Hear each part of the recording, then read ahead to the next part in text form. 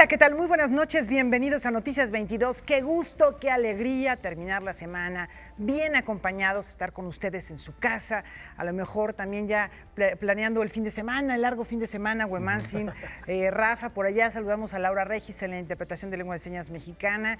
Y bueno, lo importante es que estamos aquí y que tenemos mucha información y muy diversa. Así es, mi querida Laura, amigos del auditorio, Hueman, qué gusto saludarlos. Terminando no solo la semana, sino también el primer mes del 2020. Y como bien refieres, un fin de semana largo, platicábamos fuera del aire, cosas quizá ajenas al panorama cultural, como puede ser el Supertazón, que ha generado mucha expectativa, ¿no?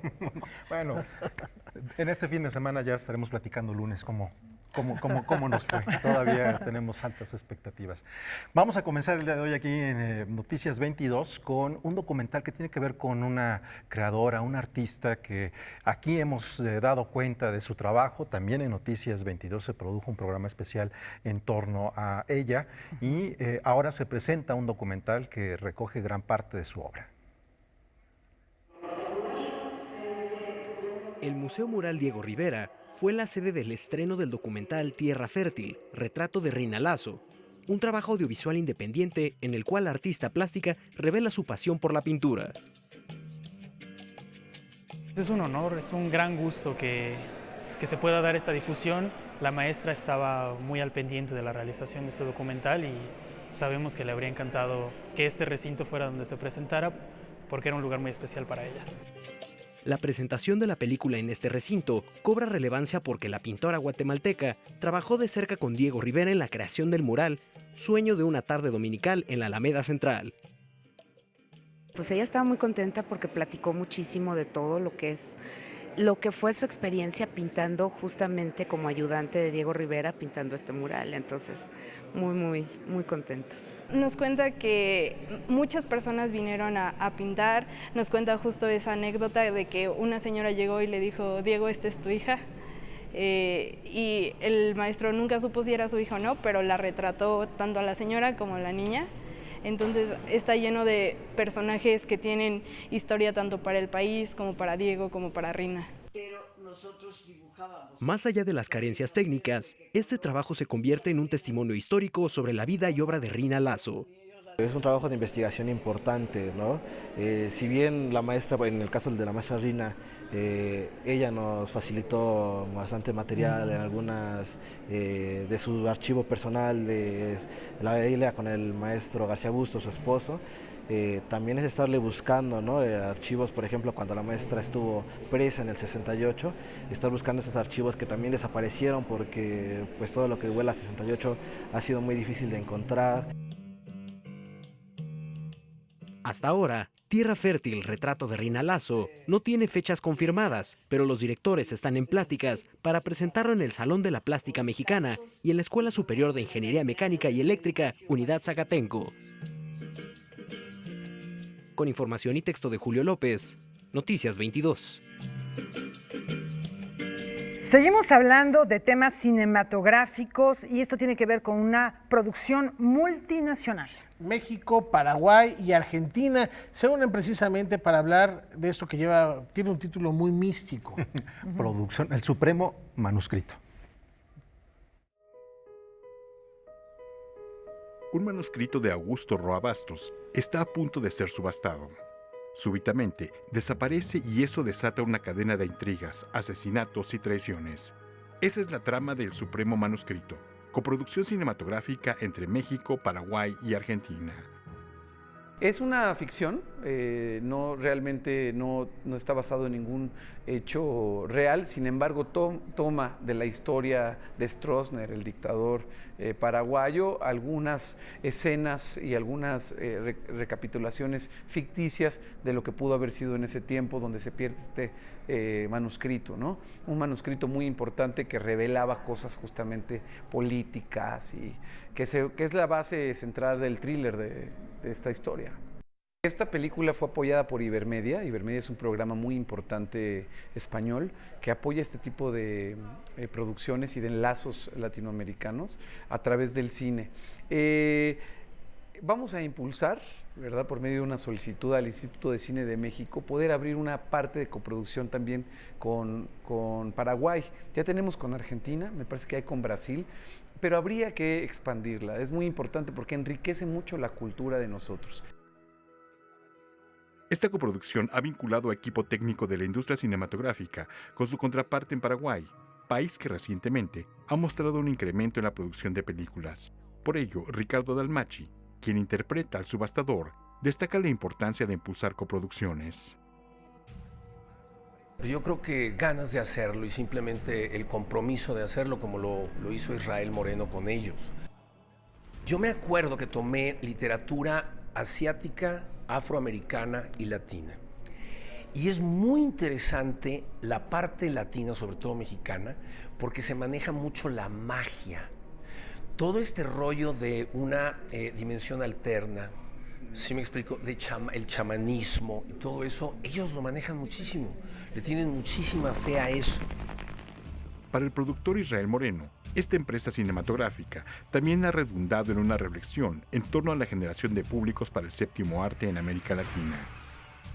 ¿En dónde recae el problema medular de nuestra cinematografía? En la falta de literatura. Desde niños no tuvimos fomento a la literatura, ni a la cultura, ni a las artes. ¿Cómo vamos a querer un cine inteligente? Un cine que mueva con una mirada profunda, si no leemos los mexicanos. No hay que darle, dicen que al público hay que darle lo que quiera, no es cierto. Hay que ofrecerle cosas de calidad. El público le gusta lo bueno y se da cuenta que luego hacemos cosas a destajo, así para hacer cosas de televisión pasadas en el cine. El Supremo Manuscrito tuvo una primera presentación en la Casa del Cine, en el Centro Histórico de la Ciudad de México, y posteriormente se integrará a circuitos cinematográficos aún por confirmar. Noticias 22, Víctor Gaspar. Bueno, una manera distinta de acercarse a Augusto Roa Bastos, escritor paraguayo, que es autor, de ahí seguramente, sin duda, el nombre del manuscrito, que es Yo el Supremo, su obra cumbre y una de las obras cumbres de la literatura de todos los tiempos, de la literatura en español, sin duda, que habla del dictador que gobernó José Gaspar Rodríguez de Francia, si no me equivoco, a principios del siglo XIX. Es una obra que de verdad vale mucho la pena y seguro también esta película, en cuanto tengamos la oportunidad, hay que acercarse a ella. Y seguimos hablando de séptimo arte y también situados en la región latinoamericana. Sí, porque hemos estado hablando a lo largo de esta semana del Festival Internacional de Cine de Sundance 2020. Ahora compartimos la siguiente película, que es considerada por la crítica como desafiante y también un buen retrato de lo que hoy está pasando en Chile. Si mi cuerpo es real, mi lengua es real. El director Pablo Larraín explora el mundo del reggaetón y a la generación que ha crecido con él en la película Emma. Enfoca el objetivo de la cámara hacia un grupo de jóvenes chilenos que han crecido con menos ataduras y lejos de la sombra de la dictadura. Al centro de la historia tenemos a Emma, una mujer contradictoria. Desde el Festival de Sundance, la actriz Mariana de Girolamo nos cuenta de este personaje. Fue un trabajo intenso, también importante para mí. Yo quería bailar como estos bailarines profesionales, entonces también tuve que entender cuáles eran mis limitaciones, porque no tengo una formación profesional, mis virtudes, cómo se movía Emma, cómo seduce, porque también el baile es parte de cómo ella seduce. Nunca me va a dar un hijo. La película aborda la maternidad y la feminidad de manera atrevida y controvertida, pero a final de cuentas se convierte en un reflejo de la sociedad. Nos presenta mujeres libres y empoderadas, sin miedo y sin culpa. Y Emma, curiosamente, al pertenecer a esta generación, quiere ser madre, y quiere ser madre a toda costa, pero ella tiene una visión, creo yo, muy liberadora respecto a la maternidad, ¿no? Esto de que la postergación absoluta y la dependencia, porque habemos muchas mujeres, yo no lo sé en verdad, pero que no quieren ser madres, y está perfecto. Pero Emma, perteneciendo a esta generación, siendo lo punky que es, quiere ser madre, quiere tener una familia diversa, contemporánea. y es una visión, como te lo decía antes, a mí me parece muy liberadora, quizás anómala y hermosa. El recibimiento de la cinta ha sido muy diferente en cada lugar en el que se presenta. El largometraje tuvo su estreno en Venecia, luego se exhibió en Toronto y ahora forma parte del festival de Sundance. No voy a dejar solo, Momento. Voy a asegurar de que nunca se te olvide lo que él te decía. El tema del reggaetón ha generado también mucha controversia para mí, que soy chilena y crecí con el reggaetón. No es tanta novedad, a mí no me parece contradictorio ser, por ejemplo, una mujer feminista y bailar reggaetón, pero para un público, sobre todo más adulto, esto generó así como toda una revolución, el reggaetón en la película. Hasta ahora Emma, de Pablo Larraín, no tiene fecha de estreno en México. Cuando tú sepas lo que yo estoy haciendo y por qué te vas a horrorizar. Con imágenes e información de Ana Laura Pérez Flores, Noticias 22. Bueno, pues sí, también esa película, ojalá tengamos la oportunidad de verla, ¿no? Así es, muy pronto y con toda seguridad, dado que los hermanos Larraín, uno productor, el otro director, esta mancuerna ha sido muy exitosa, no solamente en su país, también en diferentes partes del mundo, así que seguramente la tendremos muy pronto por acá. Emma, guárdense el título en la memoria para cuando se estrene. Le vamos a hacer ruido, por supuesto, aquí en Noticias 22. Y antes de la pausa, les recordamos que el escritor austriaco Peter Handke, galardonado con el Premio Nobel de Literatura 2019, se encuentra publicado en español por Editorial Alfaguara. De verdad, son obras que no hay que perderse. Ahí están viendo algunos de los títulos que tiene este sello editorial publicados del Premio Nobel de Literatura. De hecho, ese que está ahí, del miedo del portero al penalti, que veíamos con una portada verde, fue adaptado por Wim Wenders para la pantalla grande. Gran amigo y gran colaborador, él ha sido guionista en varias de sus películas. Pues ahí está la reflexión sobre un análisis profundo de la condición humana. Generalmente esto, si el escritor o el portero son meros pretextos para profundizar en la psique y el comportamiento de los humanos, de Peter Handke. Traductor también de autores como Adonis. Dramaturgo. Sí, de ese gran poeta griego, gran poeta griego. Bueno, pues ahí está esta recomendación, vayan por ellos. Una pausa.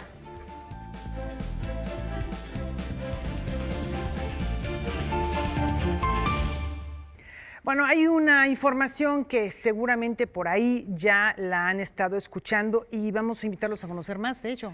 Sí, es una información muy importante y que México, celebramos que se sume a esta nueva forma de etiquetar los productos, aunque ha sido demasiado tarde con relación a otras naciones en el mundo. Ya ha generado polémica. Esto es parte de un trabajo de investigación de Noticias 22 Digital, una probadita de lo que pueden encontrar en nuestra red.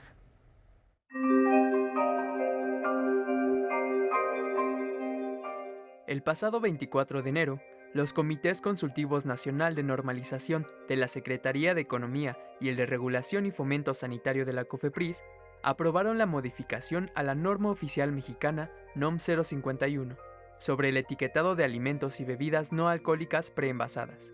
Entre los cambios está la inclusión de un etiquetado frontal de advertencia.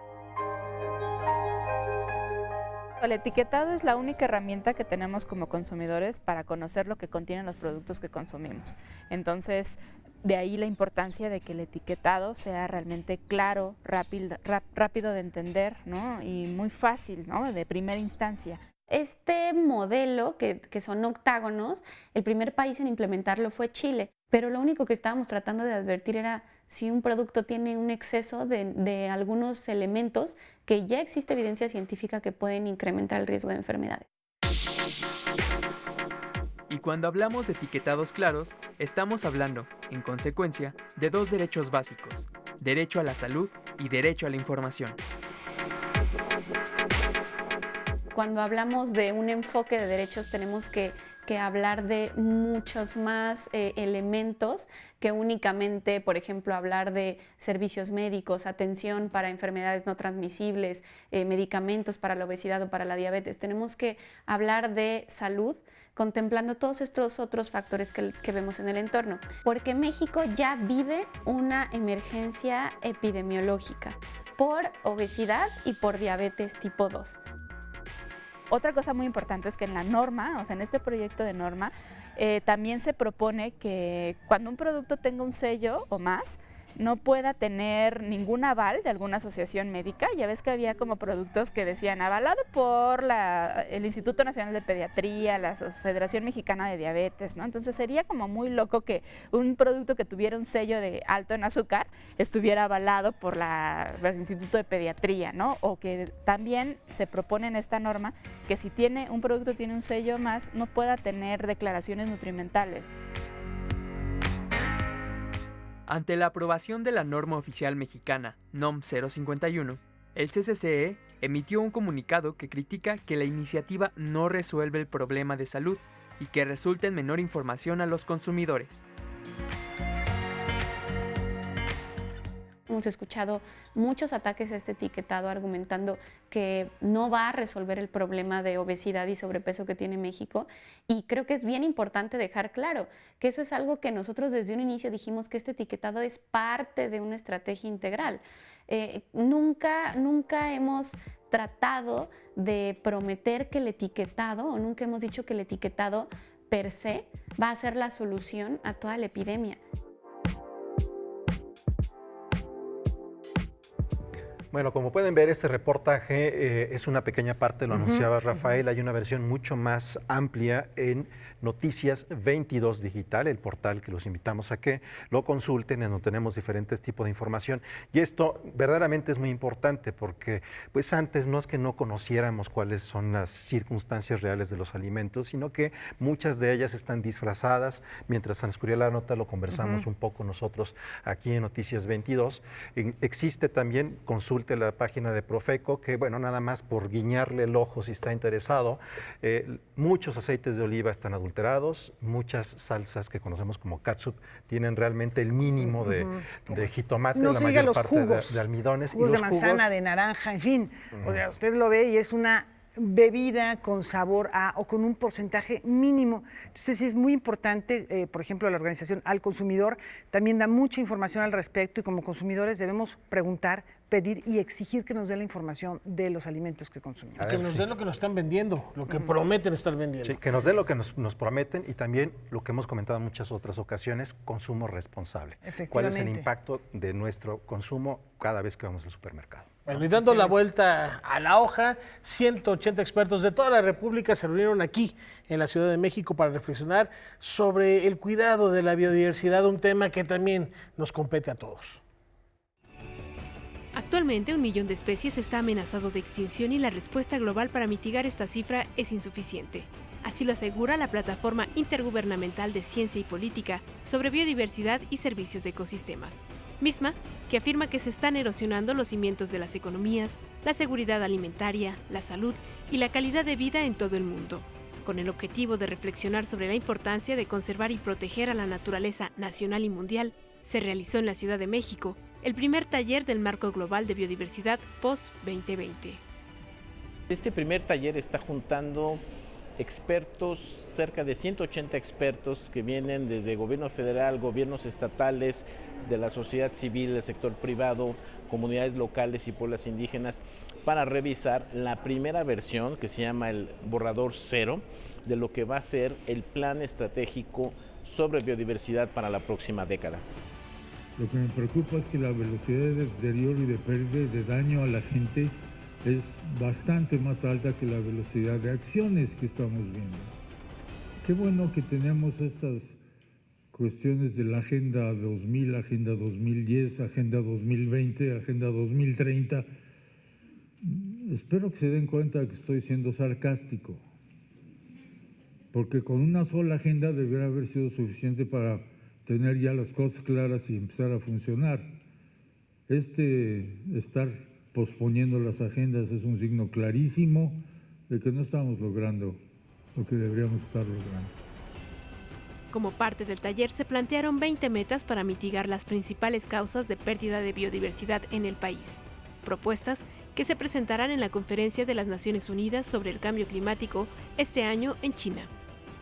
Estamos entre los 10 países más ricos en el mundo por la cantidad de especies y de hábitats, y también está sujeto a grandes amenazas de pérdida de hábitat, de sobreexplotación, de tráfico de especies, de contaminación, y tenemos los mexicanos que tomar medidas serias para parar esta pérdida de la biodiversidad. Es muy importante que nos preparemos como país para el encuentro que va a haber en China, en donde se van a definir los acuerdos globales de cómo proteger la biodiversidad. México tiene mucho que decir al respecto porque México no solo tiene mucha biodiversidad, mucho conocimiento cultural, sino que es líder en muchas iniciativas para atender esta crisis. Noticias 22, Karen Rivera. Oh, bueno, la verdad es que resulta ya reiterativo estar diciéndolo, pero en serio que estamos en una situación que si no cambiamos, estas imágenes que estamos viendo se van a quedar ahí nada más en los archivos de las videotecas del mundo. Jamás podremos ver, sobre todo en su ambiente natural, a estos animales. Y nos vamos a quedar ahí todos. Y no solamente eso, Laura, Rafael, estamos frente a una semana en donde se ha dado a conocer el asesinato de un defensor de las mariposas monarcas en nuestro país, cosa que lamentablemente este tipo de noticias no son ninguna novedad en México, en Guatemala, en América Latina. Estamos en una zona del planeta en donde los defensores del medio ambiente son perseguidos y son asesinados. Esa es también la otra realidad, ¿no? Lamentable. Pero en temas científicos también hay muy buenas noticias y personajes a quienes celebrar, como quien acompaña esta noche a Karen Rivera, eliminar la ciencia en movimiento.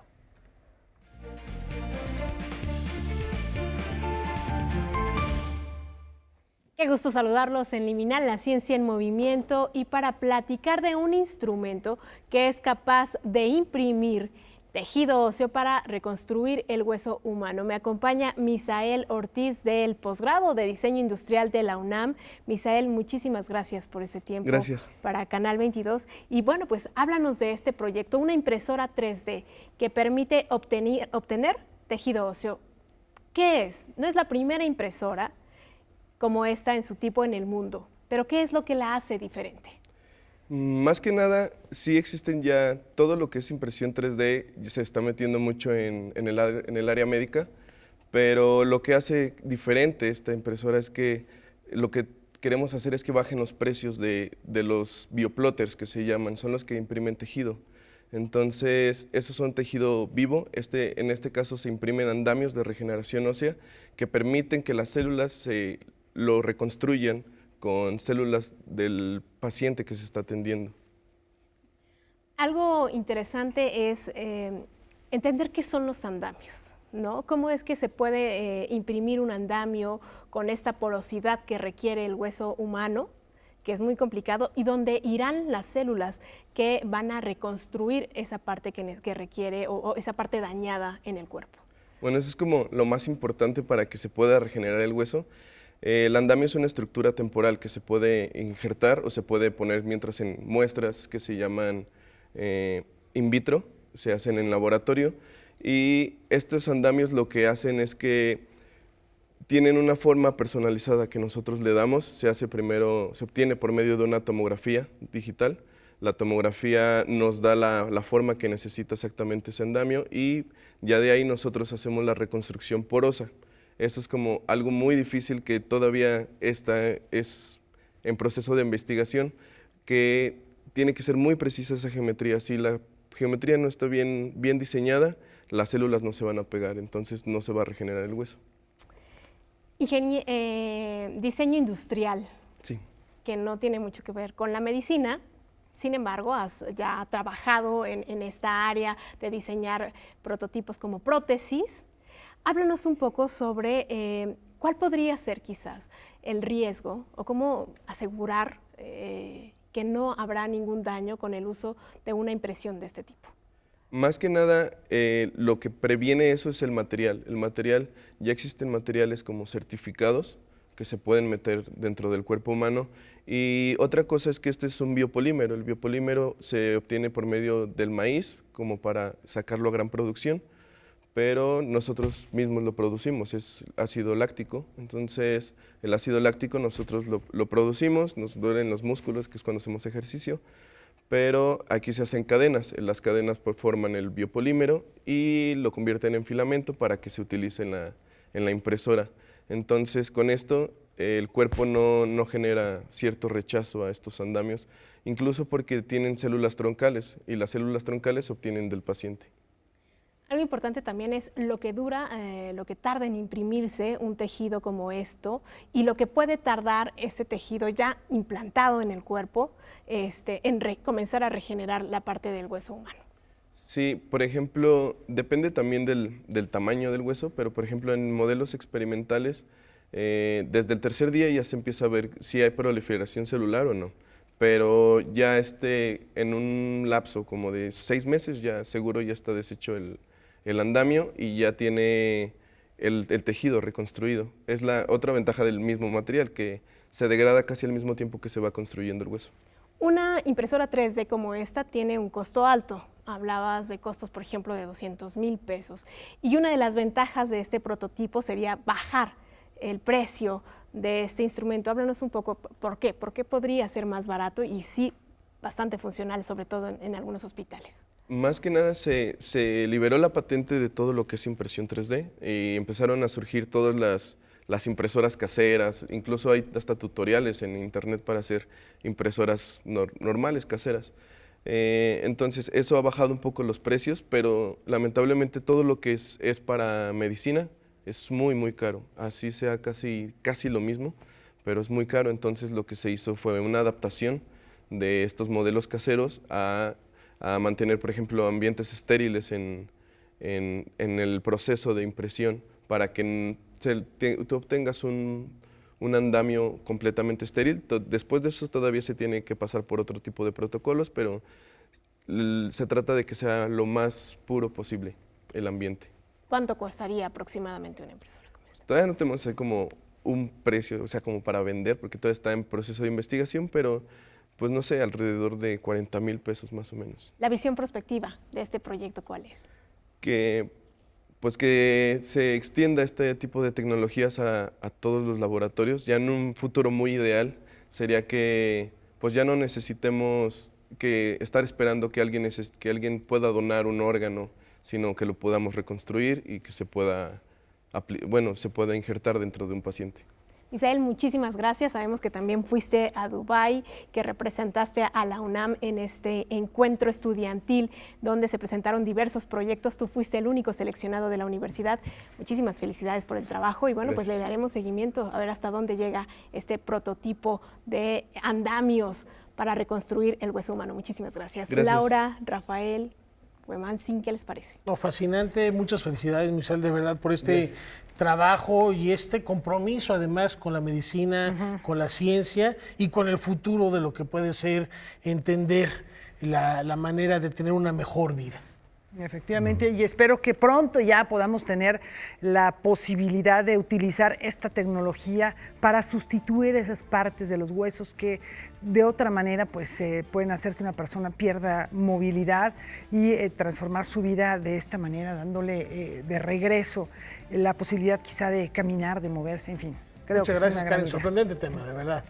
Y nos vamos a ir a la pausa, pero una recomendación antes. Así es, vamos a, terminando Noticias 22, invitarlos a que se queden con nosotros en esta emisora para ver Debate 22. Debate 22 con Álvaro Cueva. Intolerancia o libertad de expresión es el debate de hoy en compañía de Guillermo Tenorio y Javier Carranza. ¿Cómo se ha vuelto ahora lo políticamente correcto, lo sobrepolíticamente correcto? Una limitante también para expresar las ideas, para expresar el sentido del humor. Eso será lo que se debate esta noche en Debate 22 con Álvaro Cueva. Es un tema muy interesante. Es un temazo, porque y en los medios de comunicación estamos constantemente sometidos a todas estas presiones. En estos tiempos de simplificaciones a un sí o un no, bueno, véanlo, a ver qué tal se pone. La piel es cada vez más delgada. Sí. Entonces, antes de decir algo impertinente, mejor nos vamos a la pausa. Sí, una pausa, volvemos de inmediato.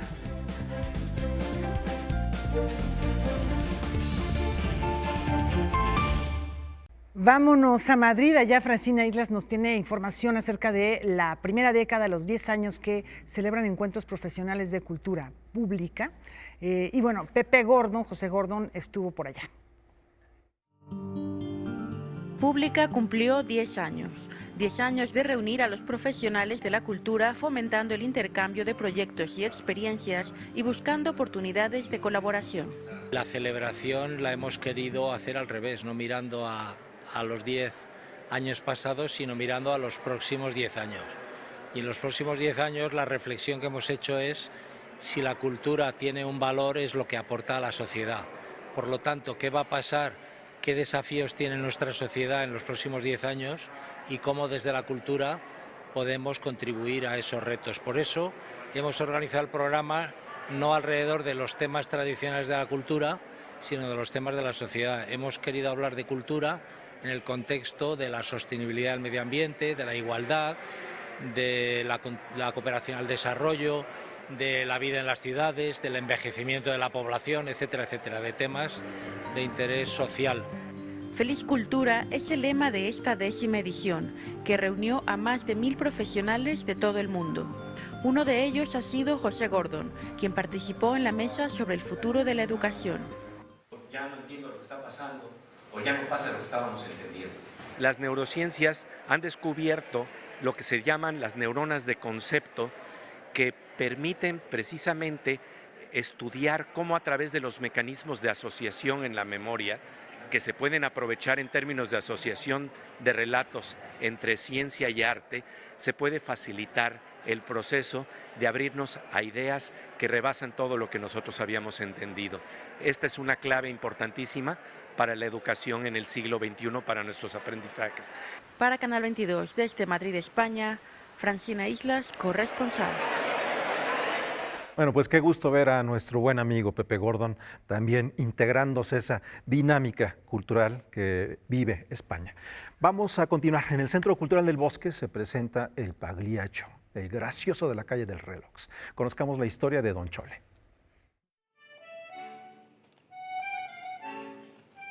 José Soledad Aicardo fue considerado el primer payaso mexicano del que se tuvo registro. Don Chole, como era conocido, impulsó la creación del circo olímpico en la primera mitad del siglo XIX en los patios de vecindad o los llamados patios de maroma. Incluso hizo conocida la frase circo, maroma y teatro. La compañía Los Strawberry Clowns se inspiró en esta historia y creó la propuesta escénica El Pagliaccio, el gracioso de la calle del reloj. El material con el que está construido este montaje surgió de un libro que se llama Los payasos poetas del pueblo y cuyo autor fue Armando de María y Campos. Este fue un investigador teatral por ahí de los años 30 desde el siglo pasado. A él le interesaba mucho recuperar formas de teatro y artistas que pues habían quedado como en el olvido. Y él hizo toda una crónica. Su libro se basa sobre todo en la historia del circo. En el caso de don José Soledad Aicardo, no existe ninguna imagen que pudiera decirnos cómo era, solo existen crónicas y historias de él. Nosotros nos basamos mucho en lo que se menciona en las crónicas, ¿no? Se dice que este señor don José Soledad Aicardo era visco o bisojo, como decían en ese tiempo. Era bisojo, era muy simpático, le gustaba bailar el jarabe, hacía chistes. El actor Jorge Caballero fue el seleccionado para interpretar a Don Chole. Con un baúl en el escenario, personajes de circo, gradas, mantas colgadas como escenografía y música en vivo, la propuesta teatral buscó interactuar con el público infantil, invitándolo a viajar en el tiempo y así sumergirlo en un patio de vecindad de los años 40 del siglo XIX. Era un payaso que versificaba. Una de la historia del payaso mexicano, algo que destaca dentro de la historia del payaso mexicano es la característica de que los payasos hablan, son parlanchines, son más que enfocarse en comedia física, en lo que más hacen énfasis es en una comedia verbal. Entonces también estos personajes también en el siglo XIX abrevaron mucho también de la historia del teatro del siglo de oro español, que también había mucha comedia en ese tiempo. El Pagliaccio, el gracioso de la calle del reloj, se presentará los sábados y domingos a las 12:30 del día hasta el 26 de abril en el Teatro Julio Castillo del Centro Cultural del Bosque. Noticias 22, Karen Rivera. Y les platicamos ahora de Maquiladora Studio, que celebra su 5º aniversario y el compromiso con las bandas emergentes de la escena musical underground. Dentro de una casa amarilla que aparenta estar abandonada en la calle de Bajío, en la Roma Sur, se encuentra Maquiladora Studio, un recinto underground que surge por la necesidad de crear un espacio dedicado a la difusión de la música independiente. A lo largo de 5 años, Maquiladora Studio se ha encargado de grabar y difundir el trabajo de las bandas emergentes a través de talleres, ensayos y shows en vivo que acercan al espectador a un sinfín de géneros musicales producidos en sus instalaciones. Actualmente es considerado uno de los recintos más comprometidos con la escena musical underground. Ya tiene 5 años que iniciamos Maquiladora. Todo empezó por tener una idea de tener un espacio para grabar, obviamente para hacer producciones musicales. Este espacio lo inicié con un colega, Abraham. Él ya ahorita tomó su camino, pero nosotros nos quedamos, el equipo ha ido creciendo poco a poco, ¿no? Y con ello hemos visto que se puede hacer otras ramificaciones, ¿no? En el aspecto de, ahora ya también somos sala de ensayos y no hace mucho tiempo, tiene 1 año y medio que empezamos a hacer eventos. Entonces ya la gente underground y las bandas independientes ahorita ya nos están ubicando por hacer eventos chicos, ¿no? Realmente. Les llamamos nosotros como showcase. Hemos tenido desde hip hop, reggaetón, hasta música electrónica, post-rock, post-punk, una infinidad de géneros, ¿no? Que han venido nuestros colegas a compartir su música. Maquiladora está por cumplir 5 años apoyando los sueños de diferentes artistas que encontraron en su estudio un lugar para poder expresar su música y darla a conocer. Además de ello, están dispuestos a descubrir nuevas voces y ayudar a quien busca enriquecer sus proyectos musicales. Aquí compartimos todo lo que hacemos, desde talleres hasta clases, hasta salas de ensayo, las producciones que estamos realizando, todo lo compartimos. Y no, ahí justamente nos pueden contactar o también a nuestro correo, maquiladorestudio@gmail.com. Ahí pueden mandar sus propuestas, pueden mandar lo que quieran hacer, lo que quieran trabajar con nosotros y serán bien recibidos. Este sábado, Maquiladora cumple 5 años y van a festejarlo en grande. Los invitamos este 1 de febrero al 5º aniversario de Maquiladora Studio. Se presentará con nosotros el Gil, Unred, Luis Almaguer, Balgur y Belafonte. El acceso es a las 20 horas. Los esperamos. Para Noticias 22, Miguel Vázquez. La mezzosoprano griega Alexandra Gravas llega a la Ciudad de México para presentar su nuevo material discográfico. Vamos a conocerlo. Alexandra nació en Alemania de padres inmigrantes griegos. A temprana edad, sintió una fascinación por la sonoridad del mundo que le llevaba a imitar de manera natural los sonidos del ambiente que le rodeaba. No obstante, el destino tenía reservado un revés para la naciente cantante. So one day, when I was a teenager, about 16 to 17, I had a bad experience, which then actually turned out to become something interesting for my personality and what came later on. I got a laryngitis, which was very bad, and it became chronic. And saying that, I had a paralyzation of my left vocal cord. And it took me 2 years of silence, that means no talking at all, to get well again. Eso no evitó que se convirtiera en una connotada intérprete. Habiendo obtenido el éxito en los escenarios, en 2012, decidió hacer un cambio en su carrera. In 2012, I decided that I want to do a different way of communicating with my audience. Before that, I was a normal opera singer, traveling from here to there, singing in companies, and nice and successful, very nice. But that was not what I wanted. I wanted to communicate with my audience. A la nostalgia por Grecia se sumó su primer viaje a México precisamente en 2012, país que la sedujo y en el que pudo ejercitar la multiculturalidad que ella representa.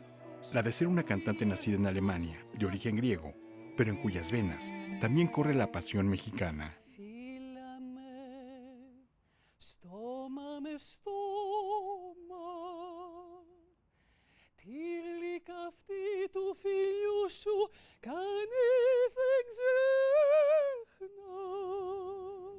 It doesn't matter if you're Mexican, Greek, Turkish, whatever.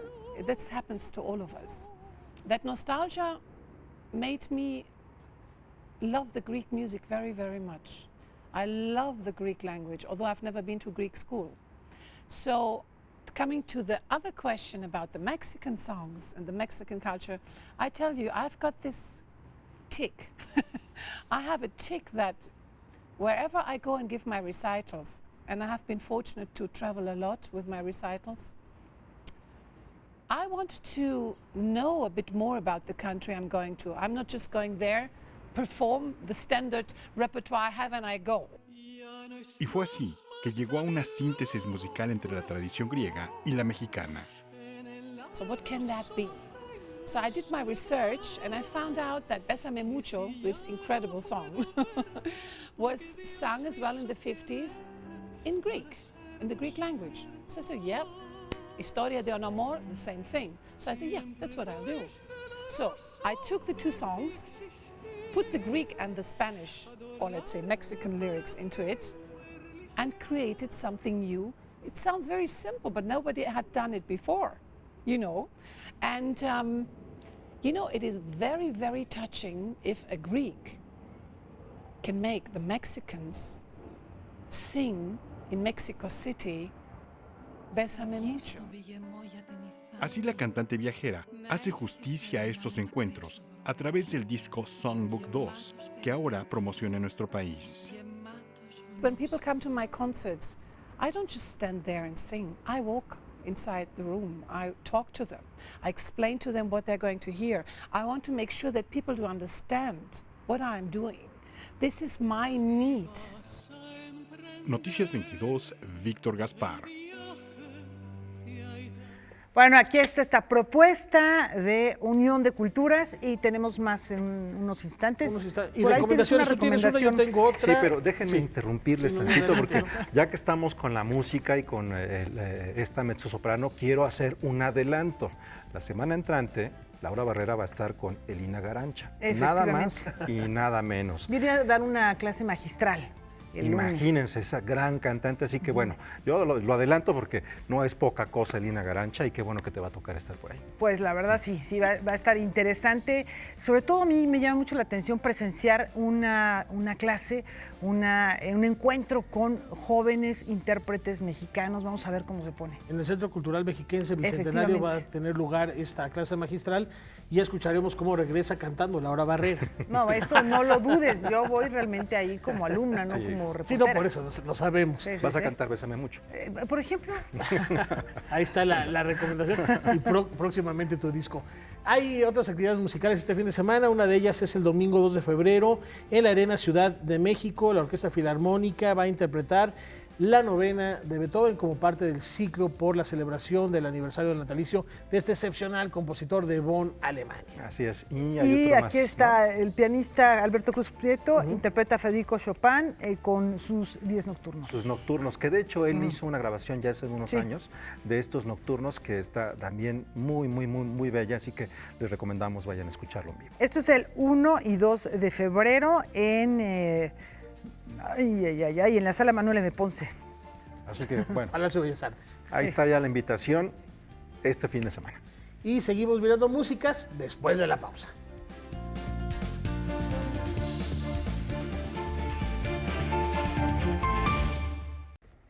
Bueno, ya decíamos que es viernes de Mirando Músicas. Ya está aquí Juan Arturo Brennan.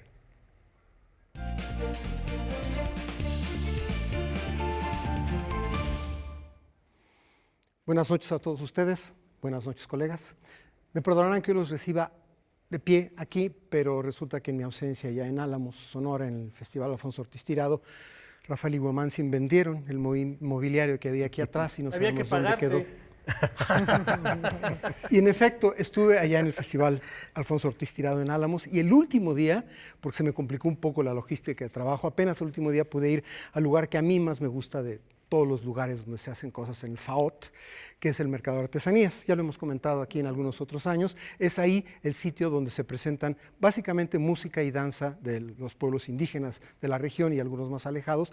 Hay cuestiones culinarias, hay presentaciones de libros, mesas redondas, todo esto muy bien coordinado y muy bien organizado desde hace mucho tiempo por Alejandro Aguilar Seleni, con la colaboración de personajes muy importantes en la antropología, en la etnomusicología. Mónica Villegas colabora también con él. Y este año, esta vez, el día que fui, que fue el último día del festival, el sábado de la semana pasada, se presentó un grupo muy sui generis de música y danza de las comunidades yaquis. En primer lugar, venían de dos comunidades yaquis que son importantísimas en el ámbito cultural, vamos, en la cosmogonía del pueblo yaqui contemporáneo, que son Vicam y Torim. Después, la alineación, la dotación que llevaron era realmente espectacular en el sentido de que era muy variada para quienes no conocemos a fondo todo esto. Arpa y violín, un grupo de raspadores, tamboril y flauta de carrizo y tambor de agua. Y además, la parte importante de todo eso fue que venían un grupo de bailarines, de danzantes, que hicieron básicamente las danzas por las que los conocemos, la danza de venado y la danza de pascola. Y esto en un ámbito y en un entorno bastante interesante. Si les parece, vamos a escuchar y mirar un poco de esto que pude atestiguar allá en el Mercado de Artesanías de Álamos.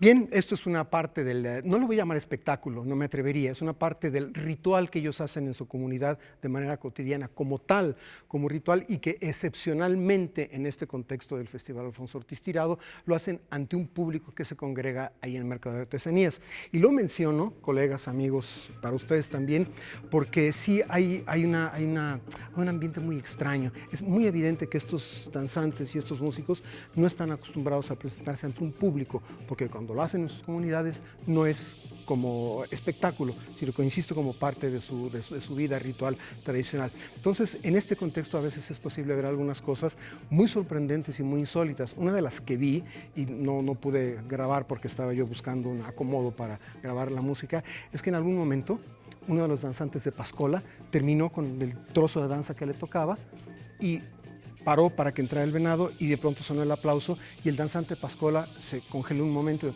Como no están acostumbrados al aplauso, volteó y ¿saben qué se le ocurrió hacer? Lo único que se le ocurrió hacer, y fue un momento súper potente y súper conmovedor, se quitó la máscara de Pascola y se acercó al público a pasar la máscara como quien pasa el sombrero, ¿sí? Para recibir unas monedas. Entonces, conectando todo esto con el entorno en el que viven, la manera como funcionan en sus comunidades, me parece un momento realmente muy poderoso, como símbolo de muchas cosas, ¿sí? Eso por una parte. Por otra parte, debo mencionar que además de la presentación de estas músicas y estas danzas, hay durante el resto del año toda una serie de actividades que a veces confluyen también ahí, que tienen que ver con, sobre todo, con la conservación, divulgación y preservación de las culturas y, de manera muy importante, sus tradiciones artísticas y su lengua.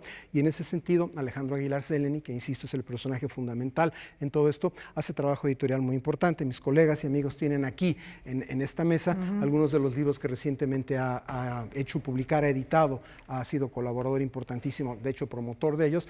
Uno de ellos es un libro de cuentos de la tradición mayo, otro es un relato histórico de la comunidad Macurahue, que nosotros llamamos guarijíos, y el otro es una muy linda compilación de poesías en lengua indígena. Es decir, ocurre lo que ocurre durante el festival, pero además durante todo el año se están haciendo todas estas labores de promoción y finalmente a lo que tiende todo esto, insisto, es a difundir estas culturas, a preservarlas, a impedir que se extingan y, de manera muy importante, la conservación de las tradiciones culturales y, de manera fundamental, la conservación de las lenguas es algo en lo que se trabaja de manera muy enfocada, porque es algo que se está perdiendo. Muchas de esas lenguas ahí en esa región y en todo nuestro país se están perdiendo, y eso es gravísimo. A mí me parece que la extinción de una lengua es como la extinción de una especie, se perdió para siempre, y el mundo, nosotros perdemos algo importantísimo de nuestra memoria histórica. Vamos a escuchar y mirar otro fragmento de lo que atestigué allá en el Mercado de Artesanías de Álamos.